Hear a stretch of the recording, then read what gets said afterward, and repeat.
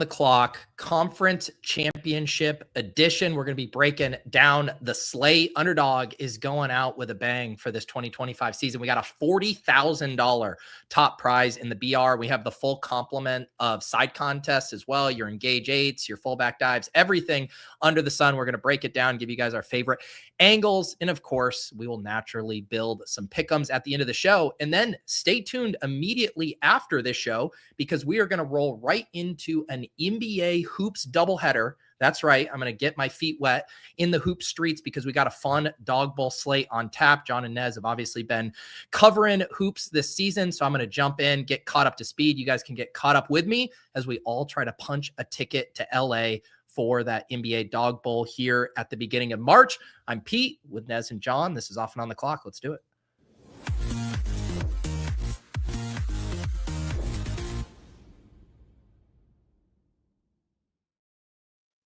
All right, fellas. I think I said last week, I'm like, all right, one last ride in the BR streets, and then Underdog's like, no. We got a full card for you guys to draft. So here we are. They did not mess around, man. Like you mentioned off the top, 40K to first for the last BR this season. I mean, you have no choice but to give that thing a shot. I mean, and it's probably going to be a little chopped up, but like, Jesus, man, there's so many prizes available that it's hard not to blast off right now. And if you guys notice the show a little more tense than usual, it's because John and myself know that we're going to be squaring off in the Super Bowl 2 weeks from Sunday, and we're just going to, start the beef here early, right, John? Yeah, correct. The most renowned laundry bros on the program are going head to head here. Yeah, no, I mean, you had boots on the ground there, Pete. So that's pretty awesome that you're full-fledged Broncos guy now going forward. Yeah, and now we need revenge on, what was it, the 2014 Super Bowl when you guys absolutely demolished us. That game was done in the first quarter. Notice how I said us there. And yeah, we're nothing like John and I getting to back the two worst quarterbacks in the conference championships. That feels fun for us. It wouldn't be us if we didn't scroll, right? So those are our scroll franchises there. Shades and parallels to that Super Bowl there, Pete, with Rashid Shaheed taking one back to the house for the opening play of the postseason there for the Hawks. That was Percy Harvin's music to start the second half of that mid-season acquisition as well that year. So I don't know, man. I'd sign up for that narrative street yet again here. That's right. So Nez will have to be our unbiased narrator today, because all of our takes are just going to be filtered through the prism of homerism. But no, I initially I have a hard time getting excited for the 4-person slates, but then I started drafting them. You start to fall in love with some of the scrolls, and of course the prize pools are really big. So I'm ready to roll up my sleeves with you guys today and figure out how to win 40K on this slate. Yeah, I had a lot of fun ripping them last night. Like more fun. Like I like the PTPs, and I'm usually a PTP guy, but I always get worried when the prize pools get like really big and the field gets really large that like, oh man, I'm just going to roll the cards over here and I'm going to see like a Ken Walker plus Kyron plus Stafford plus whatever and be like disappointed. But I think this is setting up to be like a pretty decently clean slate here where I think there's a lot of viable plays. So I think there's going to be different paths than just GM mode here. Yeah, for sure. I mean, I've done quite a few of these so far. I think I'm 80 deep. Wow. Some of the biggest like GMs that I've seen, or the toughest combos to land right now, is Puka and Devontae. But that has been available. The first time I got it, I was faced between Harvey and Stafford as my choice. And I was like, man, locking up like an RB1 with this pairing was probably the way to go. So I passed up on the stack. I got it like 2 or 3 more times after, and I haven't gotten Stafford back since. Oh no, yeah, no, you got to take Stafford there. Like I mean, I don't want to be left with like Trevion Henderson in that stack. At that point, it doesn't even matter. You just tack on Quorum and say it's a blowout. Dude. Well, I think the dynamic you're both dancing around here is that even when you get the GM, you are going to have to take a really thin pick in the 6th round. Like we talk about not dropping the baby, stick the landing, like on this slate, like you can get the GM and still get a 0 with your last round pick, which I think is what kind of offsets the like, oh man, someone got this combo, I can't win. It's like, well, wait until you see what their 6th round pick was. Yeah. I ended up doing like so I went RJ and then I did a Cup and Darnold stack to play like a back and forth game. Where now we actually get a good Darnold game. That's better than I only have one in the portfolio. I'm looking right now, and mine was Adams and Puka, and then it's a Stidham, Harvey, Mims, Barner. Okay. Well, why don't we start kind of just with since we have the time with only 2 games? Why don't we start kind of like high level? We can look at these spreads, talk how we think these games are going to go, and then we can kind of dig into the ADPs here. Yeah. Sure. Let's start. Obviously, Broncos, Patriots, when this initially opened up, Patriots were like -6, and the money keeps coming in on Denver here. So we're now down to -4.5, kind of indicating that if Bo Nix was playing, it probably would have been like Broncos -1 or something like that in that range. And that, this is representing like 4.5 point swing in favor of the Patriots, which checks out. And then Rams, Seahawks 2.5 point home faves. But let's start with Denver here. The over under is 41. So pretty low there as far as an expected point total there. How do you guys see this game going, just like game script wise? Go ahead, John, you can start.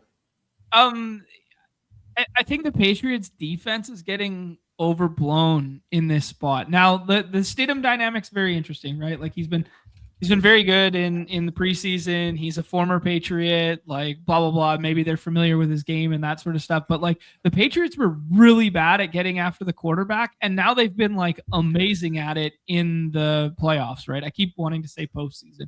I'm such a baseball guy. But in the playoffs, they've, it's kind of getting like this overblown narrative that they're like now good at like pressure and rushing the passer and this sort of thing when they were not good at that like all year long. So I'm really interested on like your guys' thoughts of like, is this just small sample and they just played the two worst offensive lines in the playoffs, basically? Mm-hmm. And then now we think they're like this good defense, or is this like something that's sticky, or does it not matter because you're going to look across and see Jared Stidham, and this is just going to turn into a defensive battle as is? I don't know, man. I didn't think Drake May played particularly well last week. He played well enough to get it done, but like outside of that one, like Keyshawn Booty grab, I think the way in which you beat the Broncos is what I said last week with the Bills is you run. And I think this could be, slow churning, clock churning, chugging things up and kind of like defensive running slugfest here, especially if you get Dobbins in the fold as well. And both teams have like 2, solid running backs. Yeah. I mean, I think that's a very, very good synopsis. I'm with you on like the Pats defense, and like the way that they're kind of being treated right now against Sean Payton offense. Like obviously it's extremely unideal to not have Bo Nix out there. Bo Nix played so well, such a bummer.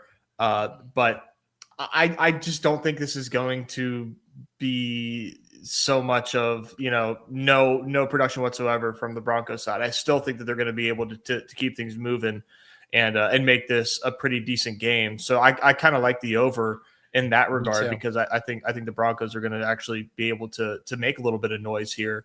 The Patriots, man, have faced, like the Chargers were a good defense, like the Texans obviously were like one of the best defenses, if not the best defense in football. So this Broncos test is really like nothing that new to them. They've already been challenged twice. Obviously Texans bigger challenge than the Chargers defensively. So we've seen them be able to get it done against these tough defenses. But I do think it's going to be a heavy dose of Ramondre. I'm with you in that regard. So I have a ton of Ramondre right now in these drafts. And depending on how you think the game goes, I think Hendo is a very, very good option. but he doesn't project to me as worthy of his ADP at the moment. Yep. Yeah, and I think even the Henderson stuff, like, didn't Ramondre leave the game for a little bit with an eye injury last week? Yeah, eye issue. Yeah, he got poked in the eye or something like that. Yeah, I don't think they want to use Henderson like much at all other than for a breather. And like, I was just like, my thing on the like, one thing I was shocked about watching that Broncos game against the Bills, I was like, Sean Payton had no interest running the ball with RJ Harvey. And like, how have teams attacked the Bills all year? Like up the middle. That's where they're vulnerable. RJ Harvey had 6 rushes in a really, really good matchup there where your wide receivers were dropping like flies. And Sean Payton said, I don't give a fuck. Like, I'm going to drop Bo Nix back 50 times. And so if I'm carrying that over to this game, and Sean Payton talks about Jarrett Stidham like he's fucking Joe Montana, I don't think Sean Payton gives a fuck. I think he is going to come out and let Jarrett Stidham sling it. Now, the one wrinkle could be he does trust J.K. Dobbins. And if J.K. Dobbins is back, could he give J.K. Dobbins 15-plus carries and try to take a little pressure off of Stidham? I could see that for sure. But if you would tell me that Dobbins isn't playing, I'm like, I think he's just going to let Stidham sit in shotgun and just run the exact same offense that he had Bo Nix run against the Bills.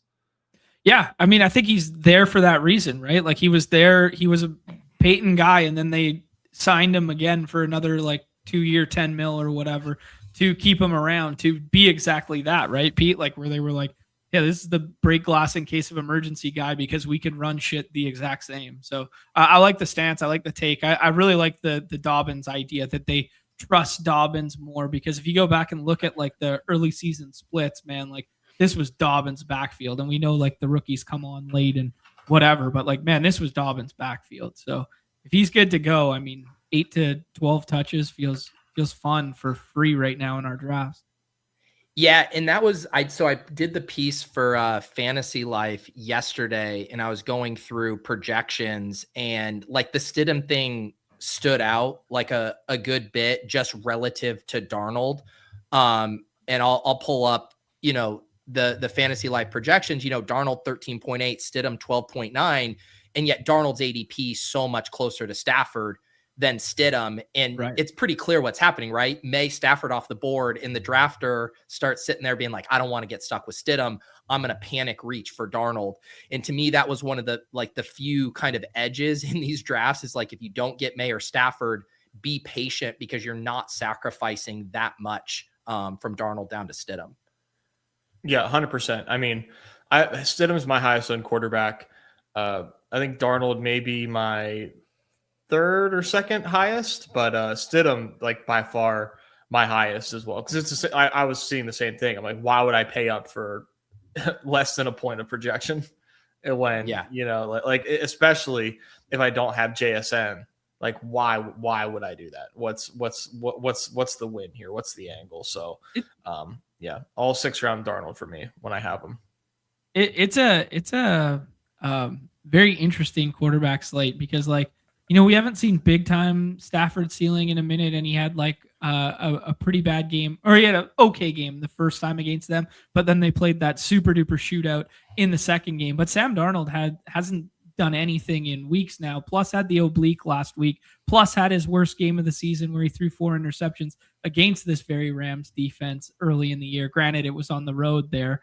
And then Drake May has like undoubtedly like the toughest matchup here too. So like, it's a very interesting quarterback slate that's leading a lot of people to just doing that dynamic that you guys were talking about, like playing chicken with the room. But it's also leading people to be like, hey, if I actually do get points from my quarterback and my quarterback separates, I want him stacked every time. And that's what you're seeing in the rooms. And I don't know. We've seen raw points matter so much with naked quarterbacks on PTP slates before that if everyone's building that way, it's uncomfortable to go, hey, naked Stidham or whatever, but I don't know who the fuck he's throwing to, so maybe it's fine, It's just one of those classic things, and I know we're kind of bouncing around here from the macro and the micro, but where you look where Stidham is going and you say the 2v2s, like, could Stidham give you 75% of the production fantasy point wise of like Stafford or May?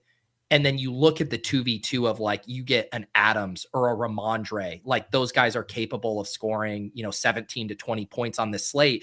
And like, you can win that 2v2 so easily with 17 from Ramondre and like even 17 from Stidham, versus you go in the other direction and say you even get like a slightly above average Stafford game and he gets you 26, and you're still down here trying to cobble it together with like 7 or 8 points from a Demario Douglas, a Rams tight end, etc. It's like you can just see so easily how that late round quarterback unlocks, the biggest score in the contest.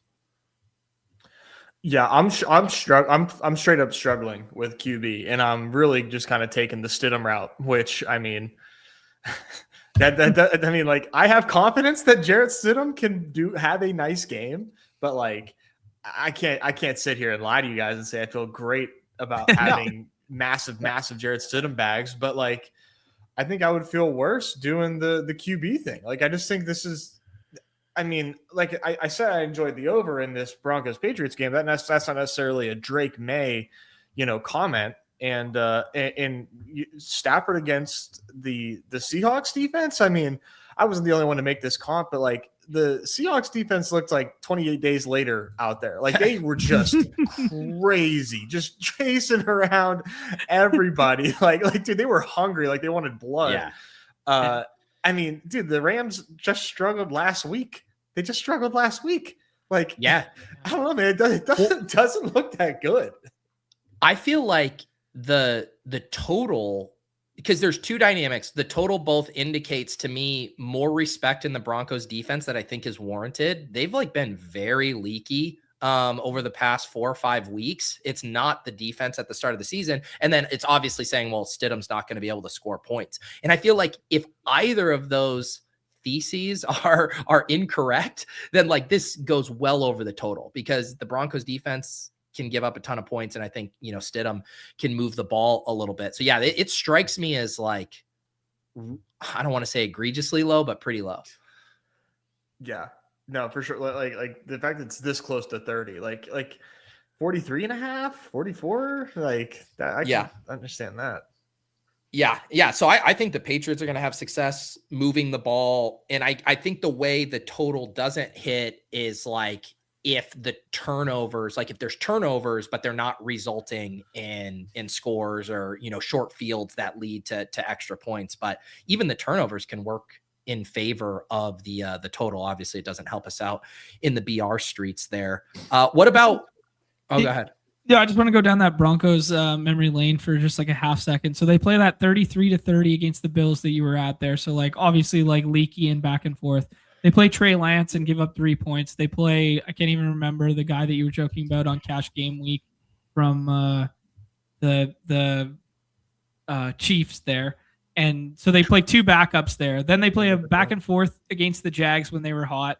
They play a back and forth against the Packers, which was a Jordan Love game, not a Willis game.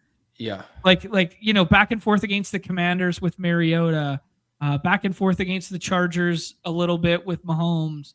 Like that Cowboys game was back and forth. The Giants one where they gave up like 30 in the fourth quarter. Like, this is a fraudulent ass defense outside of getting after the quarterback. Like these are some big point totals going back and forth. Like, they're happy to play to the game environment. For sure. Before we get into more ADP stuff, let's talk Rams, Seahawks. This one has the slightly better total at 45.5. Obviously, third time these guys have played each other. Other than the Charbonnet situation, I know some injuries on the offensive line, John, for the Seahawks. Most of the Rams are healthy, so kind of know what we're going to get here. But how do you guys see this one unfolding? Yeah, this one for me, I like I said when I was talking about the Rams, I have concerns for the Rams offense here, big time. Hard not to see what the Seahawks have done, really for the most part all season, and then last week, and think that the Rams are going to be able to move the ball at will here. On top of that, like the Seahawks offense also is like not necessarily sexy by any means. If they can keep Sam Darnold from dropping back, they certainly will. but they have been effective. And I don't think the Rams defense has been overly impressive this season. So I just think kind of in terms of matchups, like to me, this just really seems like a Seahawks game. As somebody that has, a lot of Devontae Adams, I would like for, the Rams to go the other way a little bit and for these BRs. But I'm absolutely scared. Like, I'm absolutely scared. And I just really see this game going under, first of all. Second of all, I see a Seahawks victory here, by like a score. And any oppo takes, I would love to hear. But, that's just the way that I'm seeing this right now. It's just like, boy, the Seahawks look stout. Yeah, I just want to see that like week 16 or whatever, week 15, week 16 game all over again. That the prime time, like 38-37 back and forth there. That's what I want to happen. I don't know if that'll come to fruition. Yeah, the health of Cross. I mean, he's going to try and play through it. But DNP is all week and clearly banged up. That really matters for the offensive line there. Like he's, you can't compare him to like Trent Williams or something, but like from an effect on the offense standpoint, like that's going to really matter for the run game. Cam Akers revenge game here, boys. You guys want to sign up for that one? Yeah, I don't know what they did activate Hulani. I was going to ask if you had a take on like, is there an RB2 that's draftable on this slate for the Seahawks? I mean, people are out there drafting a little Jaleel McLaughlin. I think it would probably be Hulani out of them. That would be the only kind of like guy that you could potentially. I don't know if he's in the player pool though. He is. Yeah, he's okay. Here. Yeah, I haven't even looked. I even that's a bridge too far for me. I think my macro would be that like people are too frothy on Ken Walker because we just saw it and now everybody wanted to anoint him all year long to be the guy, and people are taking him over JSN at times here. If you want any piece of this game, I think it's just like Puka and JSN going back and forth for like 150 each. Like, you know what I mean? Like that's how I see like fantasy points coming from this game. Now, do I think that's how this game plays? I don't know. Third time divisional rivalry, defensive coach versus offensive genius. I think you probably see a little bit more of the multiple tight end stuff, though I do have a take on that from the Rams side there that we didn't see last week because the tight ends didn't run routes at all. So I don't know. Maybe they go back to that and they do a little bit more of the ground and pound, and this thing plays a little bit tighter and closer than the last time they played, because I'm not sure either coach wants to see the 38-37 game again. So I think it would naturally have to work its way there, but nicer of the two games in terms of weather and total and offensive weapons in my estimation. So yeah. Well, that's why I think the Ken Walker stuff's so fascinating, because like you said, I think the Seahawks would much, much prefer to not play a 38-37 overtime game here. And yet, will they feel confident enough to slow the game down with 25 Kenneth Walker touches? They've like barely trusted him in pass protection all year. And they might be forced with this personnel shift to get into more of a back and forth with them. And, if Kenneth Walker's ripping off the big plays too, that might be a blessing and a curse, and that they will have to just get in a sped up game. Right. Yeah. I mean, the pass protection thing's the big one there, because like, people talked about it all year, how like Sharps was like in on passing sets way more than Ken Walker, but he didn't have as many receptions. Well, it's like, it's because he's like a really good pass pro guy, right? So he was like pass pro and goal line, and that's definitely a spot where Ken Walker struggles, right? So he can probably take over the goal line aspect of that. I don't know that he can take over the pass pro stuff, and then maybe that's like the Halani music or whatever. Yeah. Just catching up on a few things in the chat. You have bigger balls than me if you think the Rams can beat the Seattle team we saw last week. I will just say, like, the Niners, this iteration of the Niners has made a lot of opposing offenses look really, really good. And I think the Rams are a much stiffer test. And then you layer in the divisional familiarity aspect. You layer in Sharps going down and the pass protection issues. I think there's things that level this matchup in a way that, like, the total is not a massive spread for a reason, I think, between these two teams. Mm-hmm. We have one game this year where Walker played and Sharps did not. It was week 3. George Holani played 35% of the snaps there, played 20 snaps in that game. Ken Walker played 30 snaps and 53% of the total snaps there. But that sample is a little bit skewed because Drew Lock also came in early in that ball game. So it's not as like clean and cut and dry. It was like they were up and then Drew Lock comes in. So Holani probably stayed in with the Drew Lock stuff. So I don't know how many of those would have been like first team splitting reps. That was the game where they beat the shit out of the Saints in the first quarter. Yeah, we might have a George Holani higher than 10.5 rush yards in an entry later in the show. Don't front run that either, guys. Don't front run that. Everybody stay cool for another hour. I don't want to see 12.5 when we pull that thing up. Yeah, get the fuck out of here. Otherwise, actually, we're just pumping it so we could take the lower. So yeah, that's right. With how you do that. All right, you guys want to shift to kind of like some more ADP and projection conversations here. Actually, John, I want to hear your take on the tight end stuff because that's the huge thing. They ran all this 11 personnel after running all those 3 tight end sets. Even McVay, I believe, after the game was like kind of hinted that he regretted that decision. What's your take there? Yeah, I thought it was the first iteration of the lineup in like multiple weeks where they had everybody healthy. And they were the team that ran the most 11 personnel the previous year, right? And then due to the personnel that they had available this year, I think it led them to constructing this game plan to have 3 tight ends on the field more frequently because they had no Higbee for like a good portion of that. And that was actually a bullish sentiment to need to use 3. And now that you have Higbee and Adams, when they were both back, that was the first game that they had both played together because Adams had missed like the previous stuff. And then other than the first game of the playoffs, I guess. And then you add in like all these tight ends being healthy again because they added Ferguson in there too. Like I thought it set up to be like, okay, everybody's back and healthy. We want to go back to what our bread and butter is with 11. And we were playing 13 out of necessity because Adams was hurt for a good portion and Higbee was hurt for a good portion. That was like my bro science and like what I was seeing.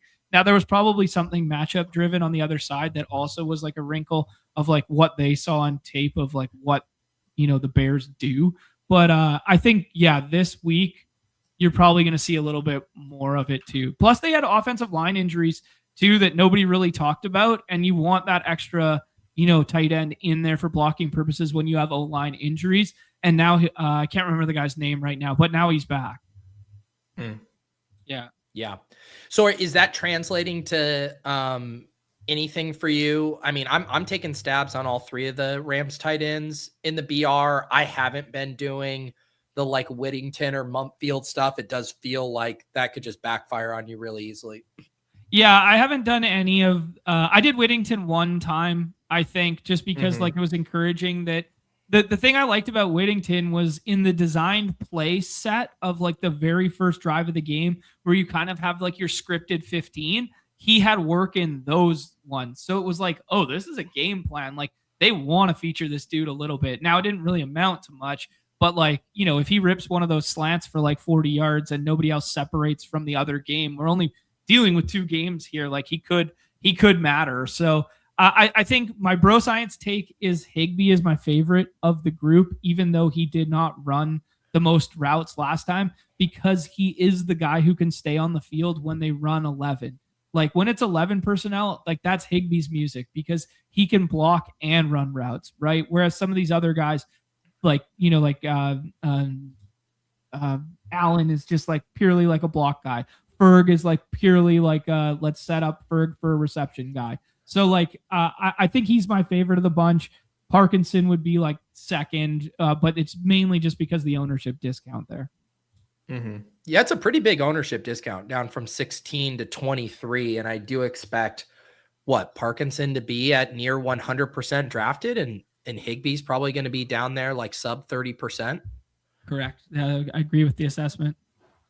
Yeah, and I like looking at the fantasy life projections. We had Henry 9, Barner 7.9. Parkinson 6.9, and a gap down to Higbee at 3.5. I might IKB, and my take on it was this projection and how these guys hit in the BR as being relevant is through a touchdown, right? Like it's whichever one of them scores the touchdown is the one you're going to need. So there's going to be a lot of volatility in that projection. And we've seen each one of those guys get red zone looks at different periods. And so I think it's probably in practice closer than the projection indicates, in which case give me the two who aren't getting drafted 100% of the time at a higher clip. You know who's going to be drafted like less than 2% of the time, who everybody loved in BBM season, who's back this week, is Elijah Arroyo. Yeah. Yeah, I should see if we've updated projections with Arroyo. Did that just hit? He has the green active tag on the site like a little bit ago. So yeah, but thereabouts. Yeah. Yeah. So Barner, 25 minutes ago. Yeah, Barner came down a little bit, it looks like, here with Arroyo projected for a smidgen here. Mm-hmm. Let's see. Do you guys have any other thoughts? Let's swing back to like positionally. We kind of hit on it with Mayer Stafford, clear top 2. Be patient on Darnold if you want him. Don't take him at ADP, specifically if you have JSN, because you're not going to really get like a cup guy going out of his way to stack it, maybe occasionally. And then obviously Stidham, just not a bad consolation prize. And you can take him in the 6th as the final QB selected. But did you guys have any other finer points? I mean, I guess we didn't really distinguish May versus Stafford if you guys had a preference up top. I think I prefer May because he's, much easier and comfortable to backstack. If I do Stafford, it's like almost always with one of Devontae or Puka. I have maybe like 1 or 2 Stafford teams without one of those guys. And I think it's either with like a Kyren and Colby double, or like a Colby and Higbee double, where I'm just like trying to capture the highest scoring quarterback. And they run a lot of heavy tight end personnel and like just get it that way. Just trying to figure out how I can do this differently. I do think it's something to like definitely figure out and map out. If you are putting in a lot of volume into this and you want to have your fair share of May and Stafford, like how are you doing that? What do those teams look like? Like how is it getting done? Because I've been kind of trying to catch a GM with those guys, and I've done 80 drafts, and like people don't really let them fall. They are terrified of being left with Jarrett Stidham, and I'm just kind of like that's where like my confidence is just like way different. I'm like way more confident in Stidham than these guys. So I'm just like I'm not so confident that I want to have 50% Jarrett Stidham, but that's where I'm at right now, man, because I just feel like I'm building out better teams. And I would say, on a typical slate, we'd just be like, don't fuck around with Stafford without one of Puka or Adams. But on this slate, I'm way more open to it. I've done the Stafford, Kyren, one of the tight ends. I haven't done it yet, Nez, but I am open to the Stafford double tight end on this slate because the raw points at quarterback are just going to matter a lot more on this shorter slate. And like, it's just not hard to envision the classic Stafford. He has 1 dump down to Kyren. He has 1 touchdown to 2 of the tight ends and 1 to Puka, all of a sudden, like he scores 27 and Puka actually gets outscored by Kenneth Walker or JSN as the optimal round 1 pick like that. Yep. That's not hard to envision happening. So you do have to kind of like, pull out that old anchoring thought we have in our head of like, I can't take Stafford without Puka or Adams. Like on this slate, I think you want to mix that up or mix it into your portfolio. Yeah, 100%.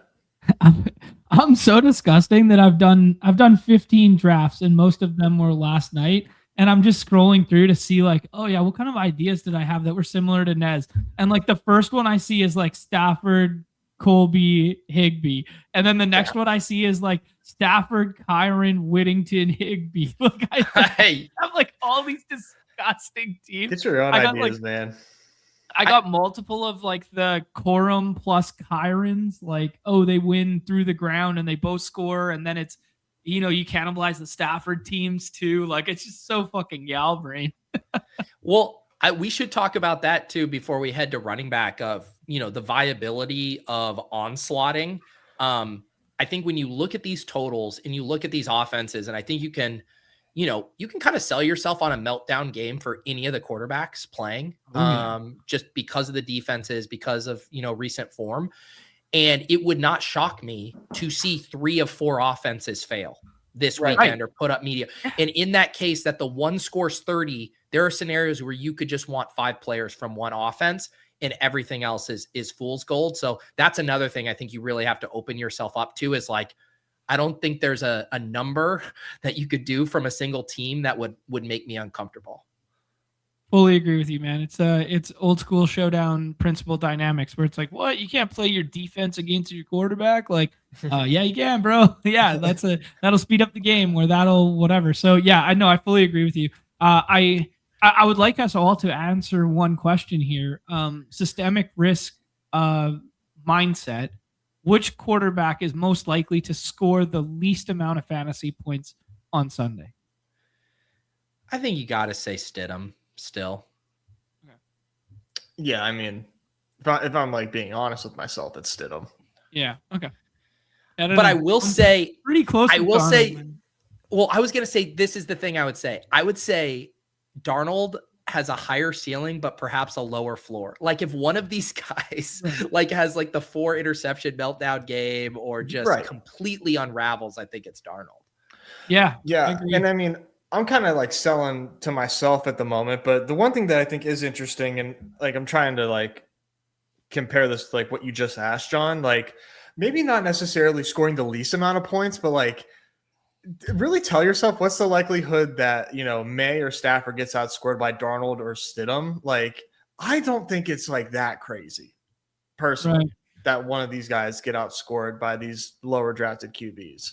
And the 2v2s that you have, I think are just like massive if that does pan out. Like, even if they get matched, even if Sam Darnold and Stidham, like, I mean, I guess to put you on the spot, like you guys, like what amount of points are we, I guess, like telling ourselves, do May and Stafford have to outscore, let's just call it Stidham by, for them to like pay off ADP?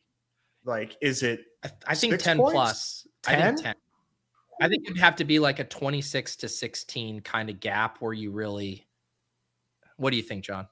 I would agree with you if it was a main slate on a primetime Palooza. I don't think it has to be that stark because they're dragging someone along with them. So if May outscores the field by 10 and it's a rushing touchdown, then he laps the field and separates. But if Stafford does it, he's bringing pieces along that like you may not have access to as a Stafford drafter, So the Stafford separating by 10 scares me less than the Drake May separating by 10 because he can do it via his legs in like just the way points are scored. Yeah. Because if Stafford does it, you can hit the margins together. So like May plus Devontae Adams makes like so much sense to me, like just in a vacuum, because you like encapsulate both and you don't get cannibalized by the back end stuff. Well, and that's why the Stidham stuff could get dominant quickly, because on that same logic, if Stidham is the optimal quarterback or even just say optimal 6th round selection, he's pulling one of like Sutton or Bryant along almost for sure. And now you're knocking off a 3rd round selection and a 6th round selection. That's going to be really tough to beat if that hits that way. Yeah, good point. Let's talk running backs now. Obviously Kenneth Walker, I think he does deserve to be the 101. I find the Kyren and Harvey prices pretty tricky.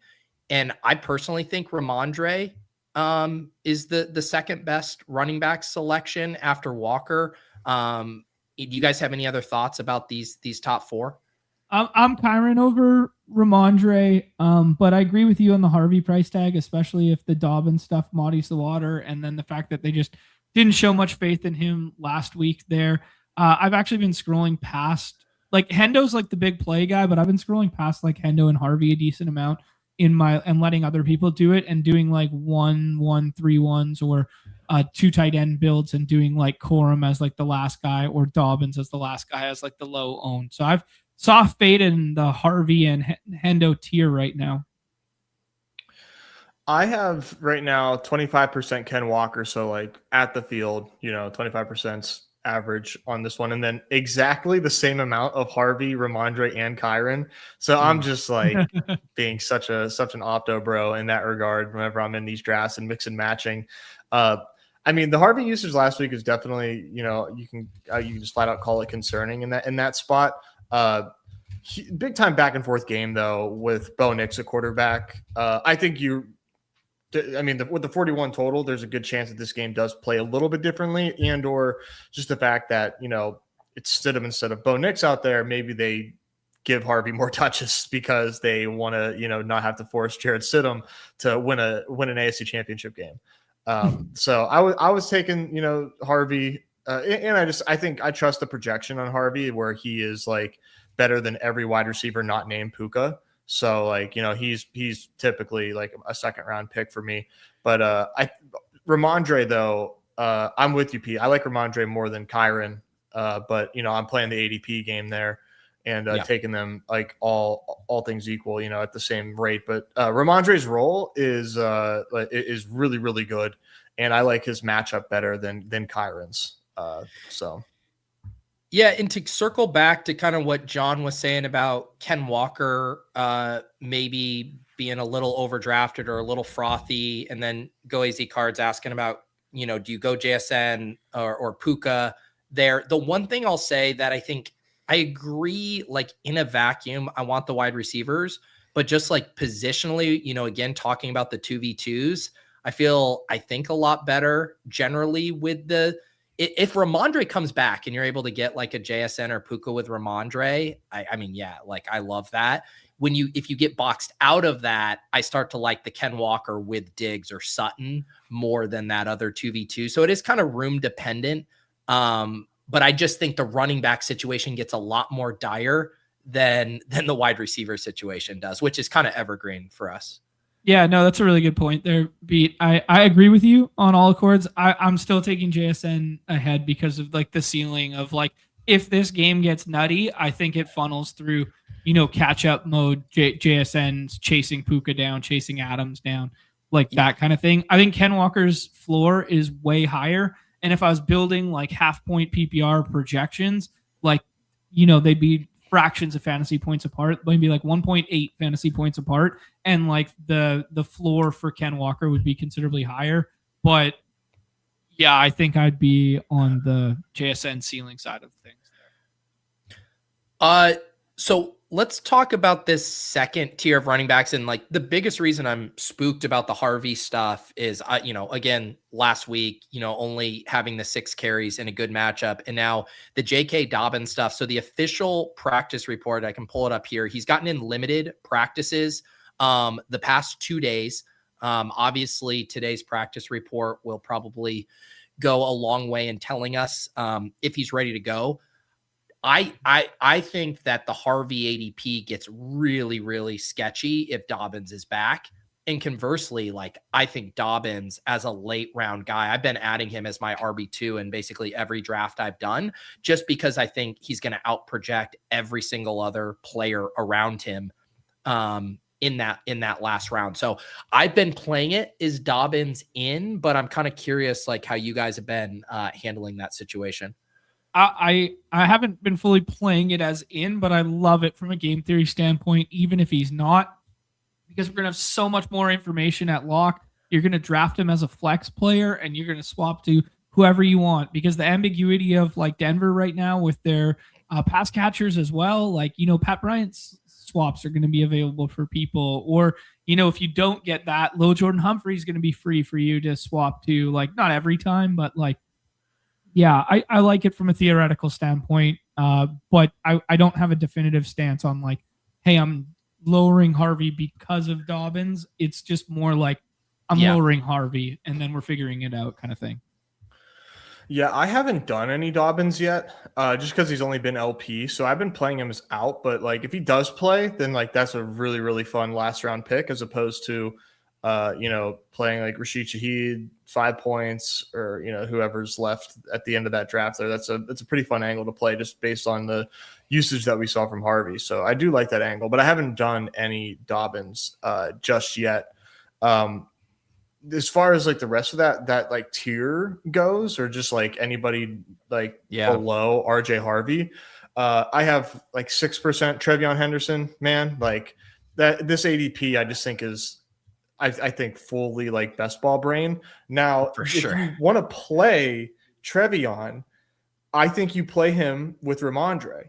And the reason I think that is because I think that Trevion gets home in a blowout where Stidham can't do shit and Patriots are going nuts. And it's just like Trevion and Ramondre going back and forth and crushing them. Because like I don't think people are going to do that. I think people are absolutely stay away from Trevion if they have Ramondre. But that's like the game script I would tell myself. I just don't see Trevion being used in this game if this is like a close game or a competitive game. They haven't shown that to us all playoffs, all postseason. I'll say postseason. I'm brave enough to say it. But if it is that blowout, I kind of like pairing those two together. I love that. And I would say the other thing I would maybe just extend and give also a remix there too is to pair him with Drake May. And like, if the Patriots have 2 pick sixes or whatever, or, you're playing the scenario where he's still the guy in the second half, maybe he catches the screen pass, from May, just being like, the Patriots crush and you get second half Henderson. I like that call a lot. That's good. I like that. Trying to make sense of the play. I agree with you. It's like so hard to even take him over Booty, Cup, even those guys who I just think are going to touch the ball or have higher value touches. Hunter Henry as well. Right. Yeah. And then Corum, the last guy there. I mean, he's a tough sell, but that's another one where like I just don't think a blowout is in the range of outcomes for the Rams, man. Like I guess like I'm not giving enough credence to the Darnold floor and how bad things can go for our old buddy Sam. But Corum's been a bit of a tough click for me, but he could also, get a goal line carry and, take one home there for sure. But I don't have very much Corum at all. And that's the spot to me too. Like even I like the Dobbins stuff, particularly as your second running back because of the flex optionality that John described. But I also have no problem. Like if you punt running back, like just take Dobbins there. And then if you have to swap to Corum, you can swap to him. But it's like if Dobbins plays, he's going to project for more than Corum. Like it won't be close there. So Corum is I don't want to willingly take Corum. I want to be forced into him. Sure. Yeah. I mean, I'm okay with Corum. Like they continue to rotate series. Like he played 37% of snaps yet again last week out there. Like if you need 6 fantasy points from your flex to win this slate, like he could definitely give you that. Like if the systemic failure of like the whole Broncos offense just goes down because Stidham can't do shit and none of those wide receivers score or none of the auxiliary like New England wide receivers score, then all of a sudden like, hey, all I need is like 6 or 7 points. And like, apart from last week, he gives you that like almost every week, right? So yeah, I'm fine with it. But from a game theory angle, I really like your Dobbins stance and then swapping to Corum more than just flat out taking Corum. I think that was pretty good. And now, guys, I have to say my soliloquy on all of we got to wait for inactives and stuff on the Seattle stuff. But like George Holani is like undoubtedly the best of the last. Seahawks remaining running backs. Like I don't think Cam Akers necessarily gets activated, and he's been a practice squad guy. And then Velus Jones, like he got activated for last time out, but he's been behind Holani all year, and he's a former wide receiver converted, or he was a running back, then wide receiver, then whatever. Like they're going to bring George Holani back in the role that he was previously in, but it's probably only going to be like 20% of snaps and like 6 touches at most. So I don't think it's draftable, but I do think that's how the rules will shake out is all I wanted to say. Someone, I think Davis was wondering in the chat earlier how you haven't touted Velus Jones yet either. I mean, people loved his athletic profile when we were in BBM season when he was drafted for the Bears. Also, I'm getting chirped at by the motocross bro in the chat who doesn't know what optionality means. Davis, go stick to the bikes, brother. All right. Let's talk.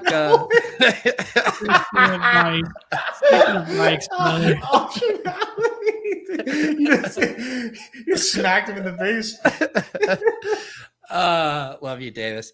All right, wide receivers, Puka, JSN, clear top two. I think the mid-range is really interesting, like the Adams, Diggs, Sutton, Booty stuff there. Some moving parts with Hollins back, with maybe Bryant, being good to go. We saw him being at a focal point of the offense before he left that game early. And yet still, these guys, the Adams, Diggs, Sutton, clearly 20-point ceilings. Like, we know they can do that in the right spot. So that's kind of fun to think through. And then you get really quickly into dart throw range here.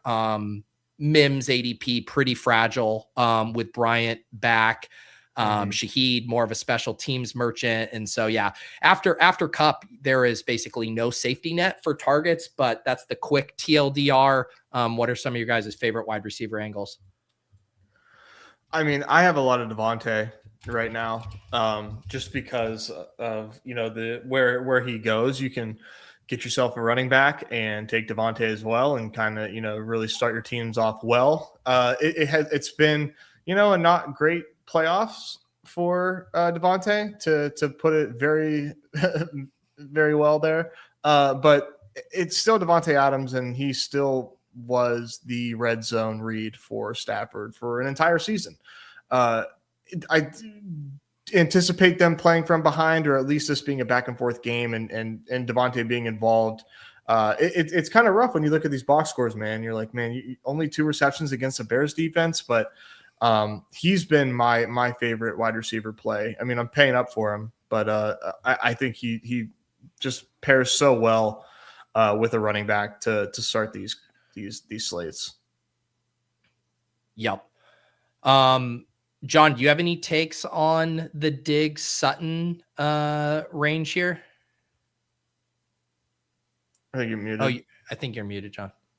I hate the matchup for Diggs on like the outside there, but if they move him around in some creative ways and get him like a couple slot looks or something, I do think it sets up a little bit more as like a Hunter Henry game than Diggs. But the Diggs role's been so effing strong for the first 2 games of the postseason. The problem is he's not a field stretcher anymore, and he draws the toughest matchup on the other side. So if he doesn't score a touchdown, or if he doesn't get 11 targets, it's kind of hard for me to see Diggs getting home. Whereas like the Sutton stuff is a little bit deeper ADOT, and the Keyshawn Booty stuff's a little bit deeper ADOT, and then the where Hunter Henry wins is better than where Stephon Diggs wins this week, I think. So that's kind of like my Diggs, not a fade, but it's just like I'm not as bullish on Diggs, even though it's like really easy to put with May right there every time if you want it. But yeah. The one thing I'll say, I think we root for Hollins to be back, because I think then Hollins and Booty play outside, and maybe Diggs,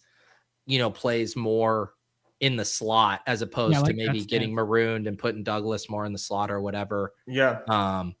I'm not afraid of the defense stuff with Broncos. Like we said, like the man coverage stuff, we saw Shakir had a good game, Kincaid obviously had a good game. Like, I think Diggs and Henry can certainly feast. The way both those guys win is inside, right? Like those 2 guys are not the guys dealing with like Patrick Surtain. So the comp would be like, hey, let's please use Diggs. Like I think the Holland stuff actually really matters now that you bring that up. He was limited practice yesterday, so hopefully he gets a full today, and then they can just kind of use the classic sacrificial X out there, and then they don't move Surtain onto Diggs, and you get some underneath stuff for Diggs. That's a good show. I'm with you on like not being fully confident in Diggs, but the nature of the slate is like it doesn't really matter. You got to take some stuff on Diggs, man. Right, you know what I mean? Yeah, and I'm not saying that to like push back. I'm just kind of like outlining like we can have these like thoughts and not be confident, but like you gotta take these guys, because like I mean, if you want a full fade Diggs, I suppose be my guest, but I mean the way I'm playing this is I'm really kind of just trying to. I have some picks I like more than others, but get a little bit of everybody, man. And Diggs is the wide receiver 1. I guess you could, argue Booty is. But so, like, I say all that to say I have 33% Stephon Diggs right now, just because, like, I just do not want to get left too far behind at wide receiver. All of that stuff, withstanding. Like I totally understand like where that is all coming from. And I mean, shout out to the Mac Hollins point. That would be really, really I think beneficial for Diggs if he is out there. I fully agree. What about dumpster diving? I think Kupp is a solid pick. Right. And I think you can bank 5 to 6 targets there. After that, I feel like it's all bets off. Pat Bryant, clearly my favorite here. If he goes, I mean, he looked like he was going to be the focal point of the passing game before he left the game. I mean, 3 catches on like essentially the first drive. Yeah. Do you guys have anything, additional words on Bryant or anything else that you like post Kupp here? He's my 3rd highest, like soon to be highest drafted wide receiver, Pat Bryant. Yeah. Mm-hmm. Yeah. 22.5 ADP. I mean, even us like talking about it, I'm not sure we'll move him enough because people are still worried about the Stidham stuff. But like, man, he's one of like my favorite parts about the Stidham play is that like I can get, like I'm like hardly concerned about tight end, but I'll mix in a Hunter Henry with like my starts here and there. But I can just like get a wide receiver 1 and Adams, Puka, JSN, get 2 running backs, flex a running back, Pat Bryant, push the plane. Like, I don't care the wide receiver. I don't care the tight end I get, and I'll get Jarrett Stidham. Like, this pairing I just think is like so free right now. And, maybe it doesn't work out, but Pat Bryant right now off a full practice, like he's a full participant in practice. I can understand him not having an opening ADP that well, that, like that high, but like, yeah, he had full participation in practice. It's also important to note that, like, yeah, full participant, but it's concussion. He has to like clear the barriers of protocol, right? So it's like he's not like we see this in the regular season. Now I think they'll be a little bit more lenient in the postseason here to just like, okay, yeah, concussion protocol, like let's speed this thing along. So that's kind of bullish that it's a concussion opposed to like a hamstring or a shoulder or something like this, where it's not going to like actually hamper his play out there. So I think that makes it better. But like, I think Lil Jordan Humphreys would be the swap for him because you basically saw him go right into that role as soon as Pat Bryant was injured. And then where did the 2 field stretching like red zone targets go to? Like the one drop from Lil Jordan Humphreys and then the other one that he scored. So it's like, I think it's an easy swap too, to just be like, hey, I'm making these Stidham like cheeky backstack, like skinny, like, okay, I'll just swap it to Lil Jordan Humphreys because effectively they shared one role last time out there. If everybody's going to play whack-a-mole on the tight ends, I think there's a little bit of leverage in just being like, yeah, I take a Mumfield or a Whittington, but I'm not overly confident in either of those. Yeah. Sorry, not overly confident. It's a leverage thing, I guess. But yeah, Chisholm at a red zone target. I don't know. Like, there's nothing else you can really say down here. Yeah, I think if you wanted to really get creative, I haven't done it yet, but I think you could, you mentioned the Humphrey thing. You can swap to Humphrey. You can't really swap to Mims because people are taking Mims in every draft. I think you could take Hollins and swap to Douglas, whose outlook I think would improve in a pretty meaningful way if Hollins was out, just being on the field in all those 3 wide receiver sets. And he's shown an ability to get loose downfield for touchdowns. But again, that's a pretty thin use case. It's more saying I'd be careful with Douglas because of Hollins. And if you want Douglas, just take Hollins and then swap to him. Right. Yeah. Mm-hmm. All right, look at us, just 2-game slate, and we've gone an hour just talking ball, and we haven't even gotten to tight ends here. So yeah, let's talk about tight ends, and then we can do some drafts, and we obviously have to save some time for pick'ems as well. And then, as I said, top of the show, guys, in 30 minutes, we are going to be same channel, just different video in case some of you NFL bros don't want to join us in the hoop streets. I don't know why you wouldn't, but we're going to break down this dog bowl slate, get into the hoops, and you don't have to be intimidated. I am coming at this completely blind as well. I'm learning names. I'm learning coaches. I looked up Will Hardy yesterday. I thought Will Hardy was a player. All my homies were saying, fuck Will Hardy. I discovered he's a coach. So now I also hate Will Hardy, but join me on this journey to become a hoops bro at 3:30 p.m. Eastern. But quickly, tight ends here. Yeah. Love Will Hardy too. They made like this whole social media campaign yesterday about his 100th win and they were calling him William and like dapping him up and stuff. It's so annoying. They love Will Hardy too. He's a company man, dude. Yeah. All right. Tight ends. I mean, we kind of talked about it with, through the Rams lens, so I don't think we have to belabor that. I think a decent matchup for Henry, but I guess we could debate whether he deserves to go alongside like Sutton and Diggs types, even Booty. And then John, maybe you can give us some laundry takes on Barner here as well.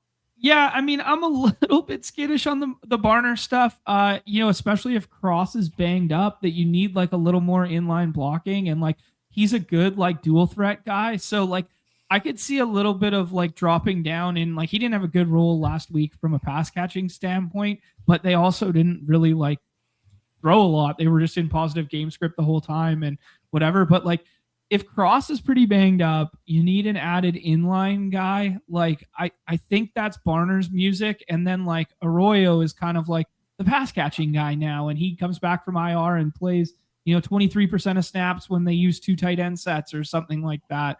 I'm not overly bullish on it. I think I'd rather play whack-a-mole on any Rams tight end and hope they go back to more 13 personnel there. But yeah, I'm not in love with it. I'm not going to lie. Could he fall into the end zone? Could he get 3 targets? Absolutely. But we saw Cooper Kupp's best role of the season last week. And is that an indication of what they actually want to do going forward? Perhaps. Yeah. What do you think, Nez? Is this like a spot with the Sharps injury that they're bringing him in to block more and don't really have the luxury to use him as a pass catcher as much? I still think that he has like a pretty decent opportunity here to have a good game, despite that. Last week, like he didn't have to do anything because nobody really had to do anything for Seattle. But I think in this like more competitive environment here, you could see Colby Parkinson get used in the pass game a lot more if that's the way that this game shapes up. Or AJ Barner a lot more. Sorry, yeah. The one thing I'll say is I'm really just kind of throwing my hands up at tight end on this slate, man. Like I don't have a favorite, to be quite honest. I was doing a little bit more Evan Ingram than I ever have before, just because of like the new quarterback dynamic, and maybe hey he's chucking to Ingram more because it's not Bo Nix, but that still doesn't feel good. I think the Higbee ownership play is probably my favorite of all these, just because he's tight end 5, likely to not be used as much. I'm doing less 2 tight end this slate than I was last slate, but I still think 2 tight end is pretty viable here, just because I think we're really just kind of touchdown hunting in general on this slate. So, maybe take some stabs on a much lesser owned construction. Overall, though, man, I'm really using the solver and trying to get my my combos spread out here as far as tight end goes. I can't lie and tell you guys that I love a tight end more than any other. I can't bring myself to click Evan Ingram. It's so hard. Like his target ceiling is like 4. They don't do anything for him in the red zone. It's just like I'd rather take a shot on Austin Hooper to score a touchdown than Evan Ingram, I feel. Yeah, I mean, remember old enough to remember when Sean Payton said the Joker's coming to town. Yeah, he's the one wearing the Joker face. Yeah. I was just gonna layer on there the Higbee's like an ownership thing. Man, he only ran 8 routes last time. It was 3rd lowest out of the 3 tight ends there. So yeah, I like it from an ownership play. I like it because we've seen it before, and I think it's kind of fun. But the Austin Hooper shout there's pretty good, man. Like they just missed him on a red zone target. Was it last week or the week before that? They just missed him outstretching his arms for like that 40-yard, or it was like 30-ish yard touchdown there. And then they ran the exact same play the next series, but with Hunter Henry in that spot, and Hunter Henry caught it for the touchdown. But it was just cool to see he had it there. Dude, 21% of routes last time, 29% target per route run there. I'm good with it, man. A 10 ADOT, like he's an extension of rotating in at the pass catching game. And we just talked about beating the Broncos over the middle instead of the Surtain stuff. why not Austin Hooper instead of, one of the other guys over the middle like Pop Douglas or something? I will say this. I have not drafted Austin Hooper yet. I haven't done that many drafts, so take that what you will. However, I will say, if you guys have not played Hunter Henry in DFS or played Hunter Henry when he's like a top 4 tight end on the slate, it is absolute science that Austin Hooper scores touchdowns in those spots. I'm just telling you, you turn on the game and you're like, here we go. New England tight end points. Oh yeah, it's the other fucking tight end. It is absolute science that Austin Hooper shows up when you need Hunter Henry. I will tell you that right now. Absolutely. All right, let's do a draft or two, and then we'll save some time for pick'ems. What should we draft, guys? We have everything in the lobby. I do one of the main ones. There. Wow. Dude, these guys are just firing. I wasn't even expecting a Deposit Kingdom and Badge Bros brawl. Wow. Bring it on. Okay. All right, let's do our usual here. Someone in the chat said can't wait for the 12-person draft segment. Yes, I did not update my overlays for the conference championship weekend. I'm sorry, guys. Couple more super chats, maybe we'll get that. Exactly. I'll tell you this: if you draft 3 of these back to back, it's essentially a 12-person draft. So there you go. Knock yourself out. Jets is asking in the chat routes amongst the Rams last week. 46 of them for Colby Parkinson, 37%. These are percentages, not actual raw numbers. 46% of routes for Parkinson, 37 for Ferg, and 17 for Higbee. Davis Allen ran 2% of routes, aka 1 snap. It looks like the targets favored Colby Parkinson, but his ADOT was lower than both the other 2 guys. The other 2 guys were used more as like the field stretching at about 17 in the ADOT, and Colby Parkinson was like close to a line of scrimmage at a 7. All right. There you go. If you pay John $99 a month, you can call him up on the phone and he will just read route data to you. It's one of my favorite services you could get.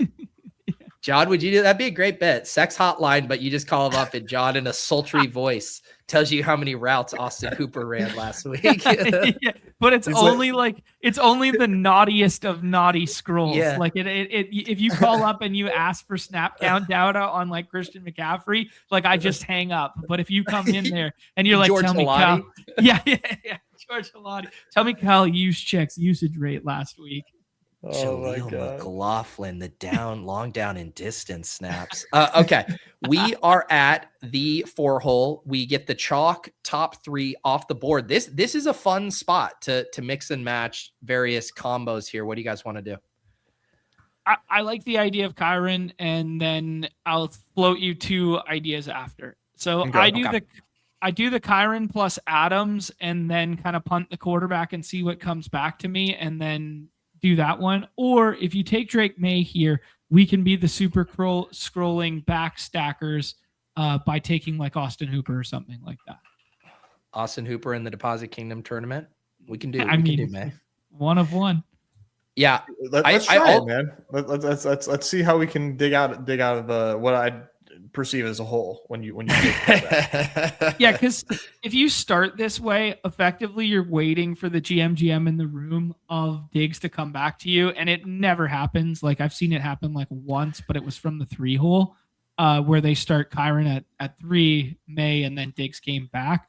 But like the chalk start like this is then attack Hunter Henry, and that's like what all the builds will look like. So like there's leverage in being hey, we're doing the exact same build, but we're doing Hooper instead of Henry. Yeah. Yeah. And I think that's a good shout on where it gets filtered. And I will say the GM, like I've seen May fall way more than I'd see Diggs fall. Like if you were hoping for that fall, I think you take Diggs first and then see if you can push it around. Right. I mean, it might happen here. So the way in which it happens is this guy prioritizes quarterback accidentally by being like, he doesn't understand the dynamic of you not taking a quarterback. So it can happen. I do like Sutton here. We could even do like double like Sutton Bryant and then the Hooper idea. Obviously, I'm into the Dobbins thing as well. What do you guys think? I think Sutton is like for sure one of these picks. I would probably do Sutton Booty. I mean, if I'm drafting by myself. Just stack. We could double May. Yeah, I agree with Nez. I would do the double here. I would do Sutton plus Booty, and then I would leave the light on for the double scroll, one at the flex and one here. And I think we're all going to wind up pretty happy. If you did it with 2 Denver wide receivers, I don't think it would play as well. Yeah. I suppose Hunter Henry can have a good game, but that was like that we are very thankful that our guy, went with Hunter Henry. I know Post, our boy here. I always forget how to say his name, Poster. But anyways, I know he hangs out with us. But thank you for the Hunter Henry Nut thing. Bag Cat. Yeah, Bag Cat. Yeah. PNBC. Yeah, not GP and GC. Not to be confused with the GOAT. Andrew, but thank you for the Sutton fall. There goes Mims. We get a Cup and Parkinson from the Stafford drafter there. Stafford Puka's low key rare. Yeah, it's definitely not common. Yeah, I think I have like sub 10% of my Puka with Stafford with my Puka rather. Yeah, I believe it. Yeah, because you get the Adams drafter. A lot of times people will do that at the turn, or you'll just get like opposite JSN. Yeah. People are fine with Stafford that way. Maybe I should be, but I haven't been. Can I sell you guys this pen twice here? Who? So I would end this with Dobbins and Hooper is what I would do on my own, or you could do the quorum. Rams roll. I was gonna say either Bryant or Dobbins, but definitely I think the Hooper thing's fun after that soliloquy. Okay, you guys. I would say Pat Bryant, but let's do it. I'm good. I think Bryant's definitely a safer bet. I think what you win when the Dobbins hits though is pretty big. And then let's fuck around with our Austin Hooper here. Let's go. Fun. I do think like these are the, we mentioned the Rams tight ends, Higbee, Parkinson, Hooper. I do think this is how you get weird on a slate without like sacrificing that much, because this is just a dog shit. And when Hooper hits, you are taking out the number 1 tight end by ADP. And what even if you get 10 points from Hooper, it's like you probably need like 15 from one of those other guys to have it not be just an uber smash pick. Mm-hmm. All right. Drake May, Kyron, Sutton, Booty, Bryant, Hooper. So again, I kind of like the story this tells of a Denver, New England shootout. And then, Kyron does what he did last week and has the 2 touchdowns and kind of dominates production for the Rams. Yeah, I like it. And I think we talked about the quorum, Kyron and stuff like that dynamic earlier. But it's just kind of like low-key bullish for me that like Kyron is like fortified as that receiving back, and the fact that you can pair him like in a contrarian fashion with Stafford at that corner too, as well as like a pretty sharp idea in my estimation, because everyone's pairing Stafford with like Adams there, or they're trying to get him to fall back to your Pukas, and then like Kyron just being like, oh yeah, this is the postseason. He's probably going to play like, out snap 60 to 30 or whatever. Or like 70-30 and then get the pass catching work. It's like cool to do with Stafford too. And I don't think a lot of people are doing it right now. I think I need about 1,000 drafts to get to Adam Troutman. Such a Sean Payton guy. Yeah. Jets drop bombs wants 150 drafts. How many Troutman you getting to? I think as if the answer would be more than 1 or 0. Maybe I'm just not enough of a PTP bro to see the vision there. But I think if you can do Hooper and you can do Higbee at fractional ownership, then you don't need to do Troutman. There is definitely something to this PTP, because this is the biggest PTP they've ever done. And so there is something to like having a unique team EV and it being kind of worth the risk more than ever before, perhaps. There you go. If that's a way to think about it. Nez is just trying to soften up the entries with a few Adam Troutman shares in there to make his way to the top a little more seamless. Hey, All right, sub 10%. Piqued my interest this last week. All right, we're gonna we're live in a Badge Bros brawl. These are the 3-person drafts. So, in this contest, Jarrett Stidham becomes an uber scroll. Yeah, this has to be a Stidham team. Okay, so we did JSN. Can I get Ramondre on one of these? I would like Ramondre. I think Ramondre's coming back to you. Well, John, Mr. I don't care about ADP and Badge Bros Brawls all of a sudden cares about ADP. Okay, fine. Yeah, yeah, it's not going to matter. Yeah, see, he's going to go Adams. Yeah. Who did you want? I would have taken Kyron, but Adams Ramondre is really good here too. Yeah. Let's take Adams, and then we could do like a Stidham Pat Bryant for like some pretty fun Badge Bros Brawl ownership. Yeah, I'm good with that. That does feel like a pretty fun one. Yeah, like that's really easy. Look, Kevin still tried to get everyone back on the Troutman train. Stidham probably practices with Troutman a lot. There you go. Hey, I love that. I love that angle. I love that angle. They played a lot together. We're like one clip away from learning that Troutman and Stidham like play 9 holes of golf once a week from this ADP. Just I know, right? Like why did nobody talk about this? Like they have a handshake. Would you want to eat the Hunter Henry ADP here, knowing we're gonna double dip the Stidham Pat Bryant? Yes, I think it's actually good to do so. Yeah. So we get Ramondre Henry, we get JSN and Adams trading blows, and then Stiddy to Pat Bryant. This no badge guy's losing his mind, wondering why RJ Harvey's still here. So Lord and I have been like throughout the week, we've been asking April, like, who does she think is going to win? And we also say, like, who's the better quarterback, Jarrett Stidham or Drake May? But I found a hack because April just says the path of least resistance, the more simple word. And so she keeps saying Drake May.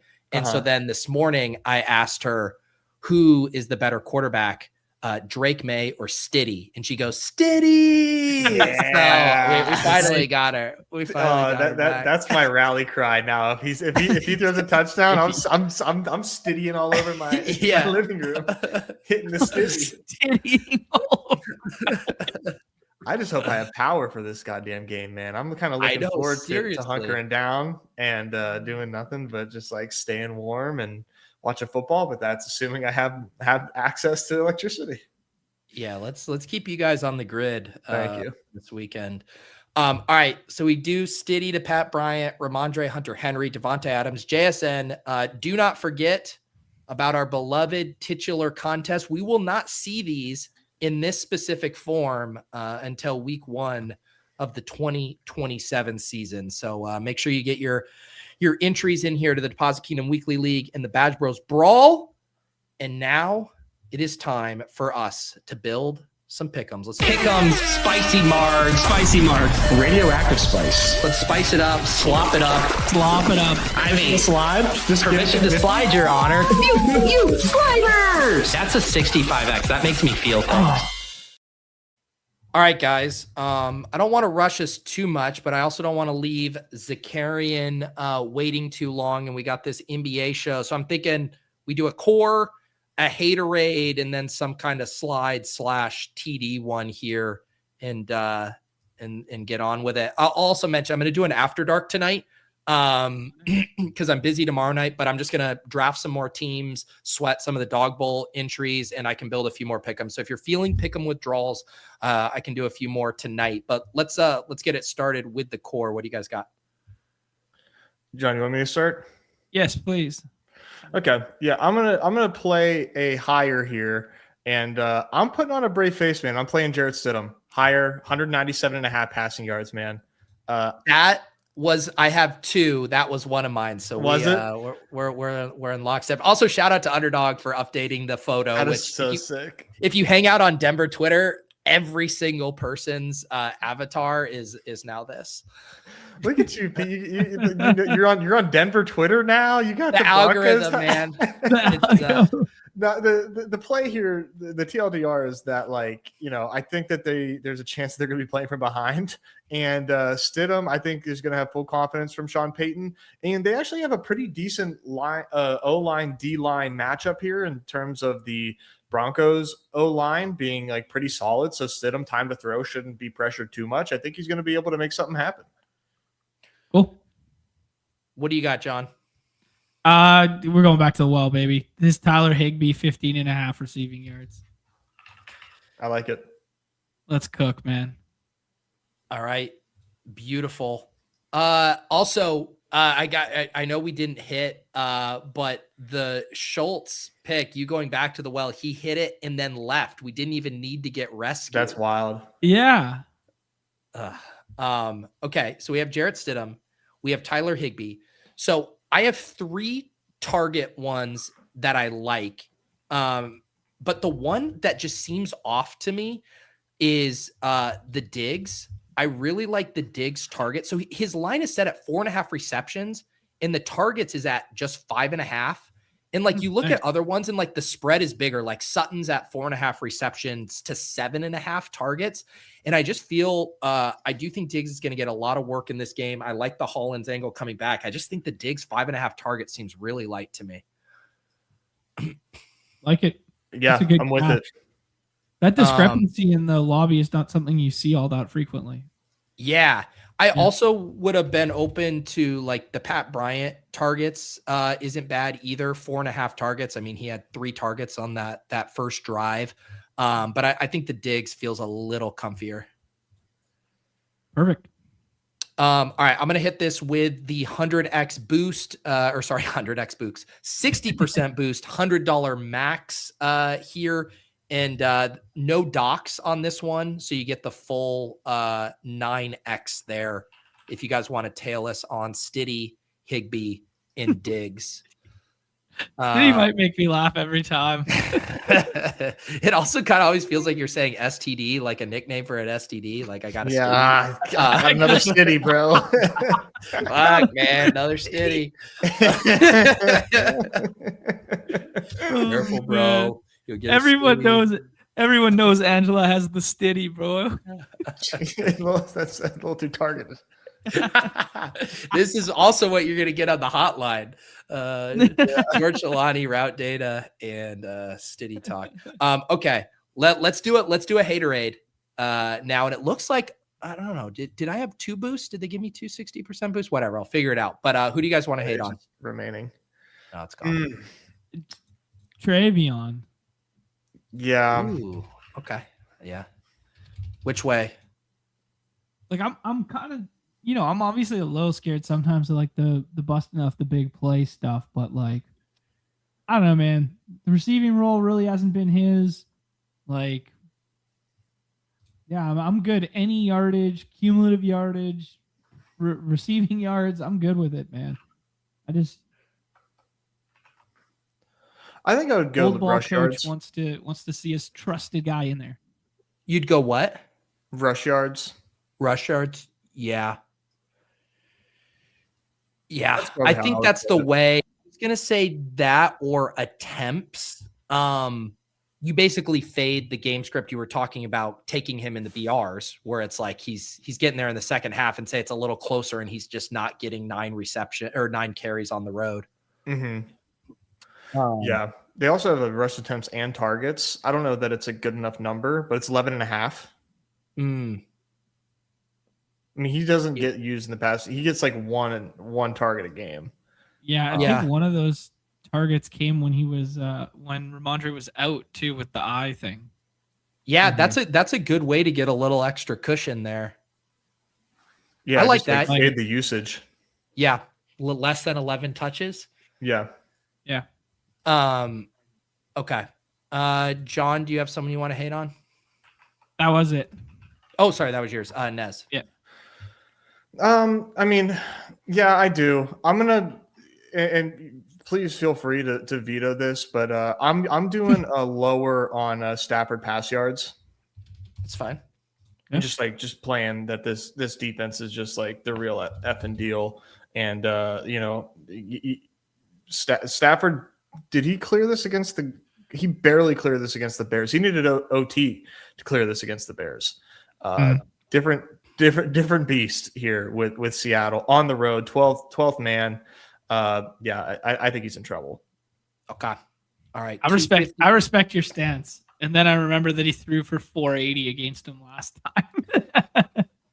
He did get him. He did get him. All right. I hope you're right. I could do the thematic thing of hating on these backup running backs who have kind of seen their roles reduced here. Are they giving us any quorum? I wanted to see if they have a rush attempts plus targets for quorum as well. No. Let's see here. He was 6 for 19. Mm-hmm. It's set. What do you guys like better? 7.5 rush attempts or rush yards? I kind of like going lower on the attempts there. What do you think? Yeah, no, I think that, yeah. Well, go ahead, John. What's your take? Yeah, I was gonna say attempts. Mm-hmm. The other one I would do is just playing playing the Dobbins thing coming back. I would also, holy cow, I think, man, 17.5 rush attempts plus targets for Dobbins also seems very high to me. For Harvey, yeah. Harvey. Yeah. Sorry, yeah. Did I say Harvey? Yeah, no, I like that. I actually like that one a little bit more than the quorum one. But the quorum one, I do too. It kind of correlates with Stafford lowers, but I think so too. Yeah. It does, but you could get really good CLV on this if Dobbins plays. Yeah, respect it. Yeah, because Dobbins isn't in the lobby at all. Yeah. All right. We finally got a ball knower in the chat. Easy. Loaf to Tufu, baby. Let's go. Your jersey. There you go. Yeah. Nice. I told John to throw on a Sean Alexander just one time, and he won't crowd please ever. He has to dig deep. All right. There is the hater one here. Henderson lower 11.5 rush attempts targets. Harvey lower 17.5 rush attempts targets. Stafford lower 253.5 passing yards. And let's get a quick fun one for the road, and then we are going to hop over and do some hoops here. You guys got, it could be I say we each pick one, either a slide or a touchdown, get us up in the 25 to 30x range. Okay, let's do it. I want to slide the shit out of JSN. Like, okay, I just think let's go back and forth. Let's throw this thing a little bit for JSN. Receptions or yards? I would like yards. Man, that's not that great a multiplier. I'm struggling. I don't know what's going on. Just take JSN to 130. You take him to 130 for 1.88. I mean, if he nukes, he's gonna have a couple 40-yard bombs and be well on his way to this. Yeah. The other one you could slide would be like targets, like catch up narrative. If you go to 12.5 targets, it's 2x. Okay.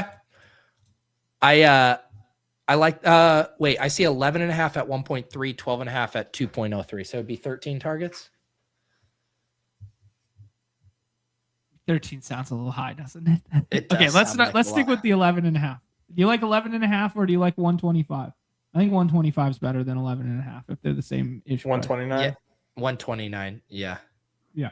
Who do you want to slide? He's the most efficient receiver ever. Can I guess, Nez? Can I guess yours before you say it?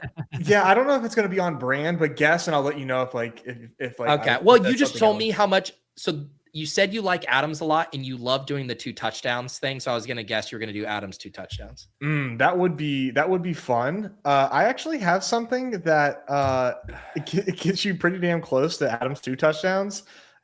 Just Tyler Higbee 1. Okay. Yeah. It's like almost 3x. I like it. Like it's a massive multiplier. I'm so in on this Tyler Higbee shit. I hope he makes us rich. Beautiful. You and me both, brother. I want to slide Pat Bryant here and just play. I think he was going to have catch 6 or 7 balls last week. Let's say he's good to go. I mean, you get him to 6 catches at a 3.57. We just cooked up a cool 100x. Do you want to bring down JSN a little bit, John? Yeah, maybe bring them down one little notch just in case here. 109. What do we get? 109. We're still at an 85x. All right, perfect. Higbee, TD, Pat Bryant, 6 receptions. JSN goes for 120. That's still an 85xer there for the people. Beautiful. Boom. Feel free to mix and match, round robin that. Send us your versions of that there. All right, guys, we're going to hop over. You will be immediately redirected on my channel. We're going to talk hoops. Like I said before, don't be intimidated. I'm going in completely blind. These guys and Mike Zakarian are going to be our Sherpa here for this slate tonight. And wouldn't you guys say like fairly clean slate as far as like injury stuff? It's not like a ton of, dominoes that you have to worry about. No, There's it's a few. Yeah, Nuggets in Portland, basically. Mm-hmm. All right. There we go. And all right, we will see you guys over there. Good luck if you aren't hanging with us for hoops. And I'll be back on Monday for the portfolio review. And like I said, tonight, 8 p.m., I'll do an after dark, just hanging out, sweating teams, drafting, all that good stuff. All right, for John, for Nez, I'm Pete. This has been Off